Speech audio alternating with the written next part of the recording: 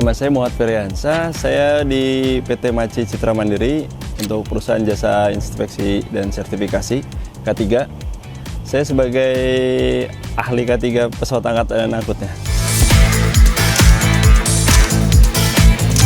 Unit saat ini untuk jenisnya scissor lift, alat bantu untuk pemeriksaan, mungkin untuk pemasangan di ketinggian sekitaran ini kurang lebih 4 meter.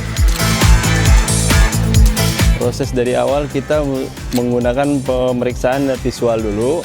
Setelah visual kita ada namanya uji fungsi untuk safety device-nya.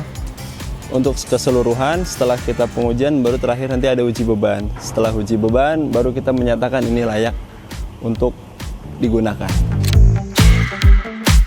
Manfaat sertifikasi ini kita ngikutin, yang pertama ngikutin sesuai perundang-undangan yang diwajibkan Permen 8/2020 yang terbaru untuk dari pesawat angkatan angkut. Dan manfaat itu sendiri untuk memastikan penggunaan si unit sebelum dipakai pengguna itu layak dan menjaga untuk keselamatan K3-nya.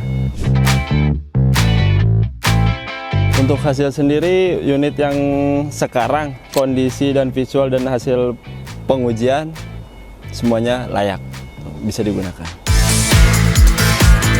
Produk-produknya untuk yang disertifikasi tetap tingkatkan sama kualitas dijaga untuk safety keamanan karena itu untuk penting untuk kelayakan buat konsumen.